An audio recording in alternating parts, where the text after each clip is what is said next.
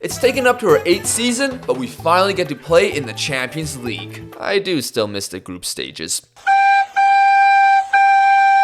Our debut in Europe's elite was a special visit to RB Leipzig, a club who finished 6 of the last 7 seasons in the top 4. I expected a tough match, but 32 seconds in, Shakur found Inflafo, the fastest a club has scored on their Champions League debut. I didn't fact check that, but we're going with it. Along with the alleged record, a debut win came too, as Leipzig had no response. It was seemingly looking like a smooth sailing campaign. A simple victory versus PAOK thanks to a Moussa Conde brace, which came along defeating Fenerbahce 3-0, and a super weak Standard Liège side 4-0. There was a rematch of the Europa League phase match against Gladbach. This time, it was a similar outcome, but with more goals. Then we hosted Barcelona at the Stade Charletti. There isn't much else to say since it ended 0-0. Oh, what a game! Best game I've seen all season! One more win could be enough for qualification into the round of 16, but with AC Milan and Liverpool in January, I'd rather talk about that later. The transfer budget for this season wasn't high, making it difficult to improve the team, specifically a left back. The perfect man was Rodrigo Dominguez, but he had the rig setter problem, inconsistent and injury prone. What could have been? Instead, I signed a different Mexican left-footed player named Cristobal Alvarado. He's more in the Rule mold, but has a load of potential and only cost 8.25 million. Meanwhile, exits came to fund another player. Pascal Rosa to West Ham for 10, Younes Benyaya to Standard Liège for 8, the disappointing Caio Henrique to Flamengo for 2.2 mil, and Patrick Pfeiffer for 1.6 to Westerlo. Adding that with the goal to improve the right wing, Virginius needed to go. He was fine, but not what we needed to thrive, so Galatasaray was his next destination. Anton Heiserholt was going to be his replacement, but during negotiations, he signed a new contract with Schalke.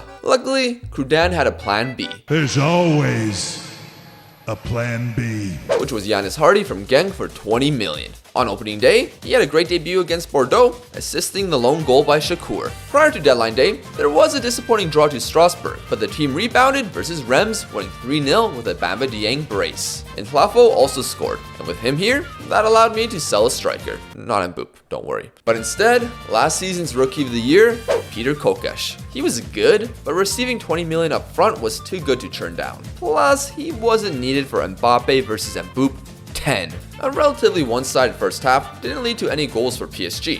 However, the start of the second changed that very quickly. Ronald Araujo getting his own rebound was annoying to say the least. Luckily, new PSG signing Jose Gaya lost the ball to Hardy, who found Mboop for a legendary equalizer. He was ahead in the battle, and despite several new signings from PSG, we were in it. Until I realized Mbappe developed his left foot as well, where he cut onto it and scored the game-winning goal.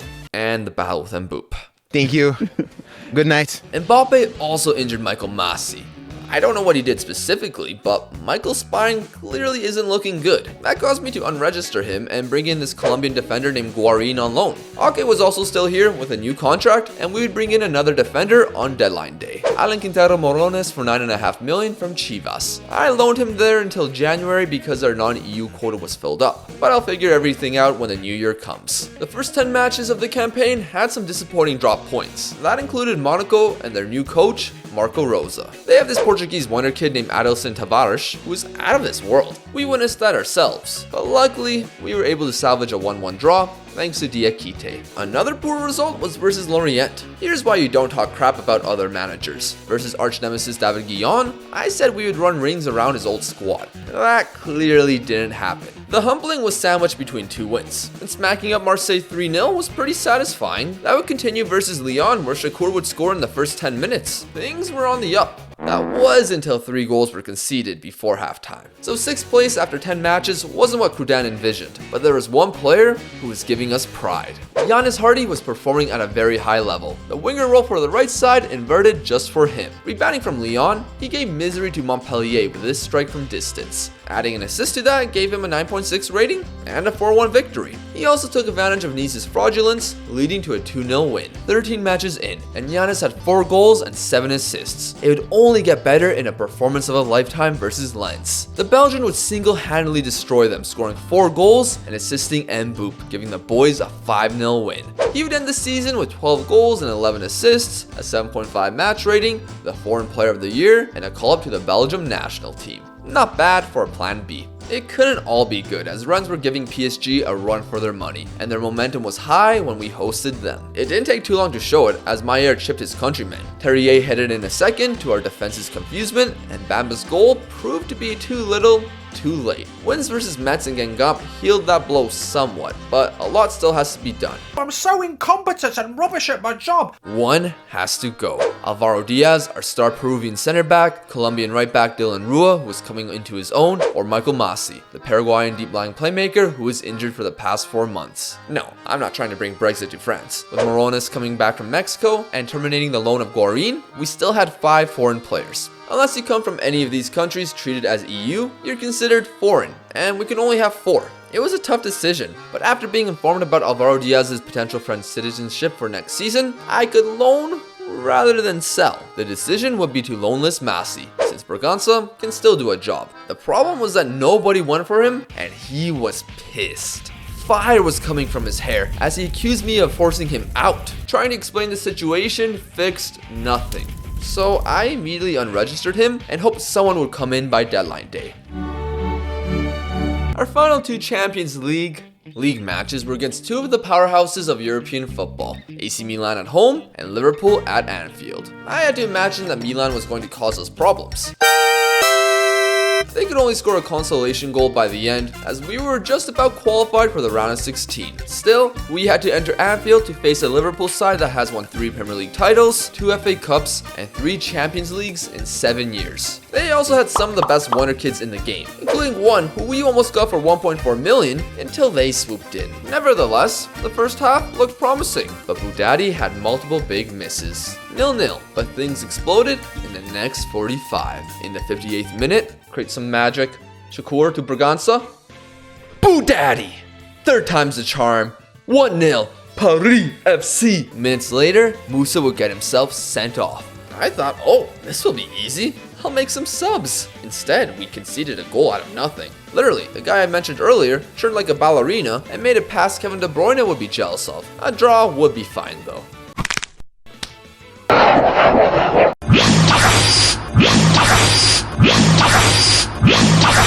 How did they score 2 within the same minute? Despite being haunted by Vitorino, we still finished in 7th and would face Newcastle. As we got towards the end of the transfer window, we'd have a meeting with Bamba Dieng. With 1.5 years left on his deal, he planned to leave at the end on a free. And he magically ended up in Genk with 11.5 million on our table. Of course, the stockholders took 40% of that. Big respect to the man who helped us gain promotion to Ligue 1, and to this day, still has the most goals scored by a Paris FC player in a Ligue 1 season. It's a shame he couldn't carry on that form, but all good eras come to an end. Now Masi thankfully found a loan. Unfortunately for him, it was to Hertha Berlin. What do you say f me for? Sorry, Hertha fans. Hopefully Michael will get over his anger against me by the time he comes back. It was time for the final Paris derby of the season. And it might have been the greatest so far. Mbappe versus Mboop 11. And this rivalry has really been one-sided. However, Mboop was channeling something special. Budaddy, penal! Penal. Mboop had to step up, and of course, he sent Gorter the wrong way. Donnarumma and Hakimi were both missing in this match, and the former may have been missed more so. Mboop in behind. Mboop! Mboop! He's doing it! He's doing it! Mbappe wasn't going to get embarrassed though. They can do the same thing, and they got Mbappe to do so. Wow. No, Goretzka. Yes, sir.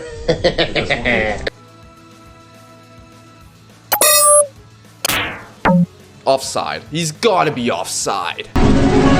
Yes, sir. A frustrating collapse, but when everything seemed all but lost... Mboop! A hat-trick for Mboop! Oh, my tears in my eyes. We nearly got a winner, but our match ended 3-3 with both Mbappe and Mboop getting a hat-trick. Yet, Mboop still lost this battle with Mbappe. Regardless, I think we can put this rivalry to rest, as I think it's peaked. I know. The league form from here on out was less shaky. 9 wins followed, and the thanks has to go to our South African man, Bangu Musa in Tlafo. He was pretty subpar to start the season, but with Bamba Dieng gone, he made the most out of his new starting spot. A hat-trick versus Strasbourg and Sochaux, an 89th minute winner versus Marseille, a brace versus Nice, another one versus Reims, and an equalizer versus Lyon. However, with a penalty won in the 90th minute, the honors had to go to Mboop. That went along with 4 other wins, propelling us into 3rd for a title fight. Although a lot had to be done without Jakub Moder. In total, Jakub Moder missed around 4 months of the season with several injuries. He's been our best player for the last 3 years, and I know he's getting older, but it's tough to see his body breaking on him. He couldn't even avoid the bloody flute. St. James's Park was the destination for our first Champions League knockout match in club history. Despite Newcastle missing several players, they had a lineup to rival many, just not in the Premier League. We had other issues too, including both of our right backs being out and Alvarado suffering a nasty injury, so 4 natural center backs in the 4 defensive spots. Yet, we looked like the better team. With Boudadi beginning to get more game time due to Moder's injuries, he was making the most out of his minutes. As we approached the halftime break, Boudadi!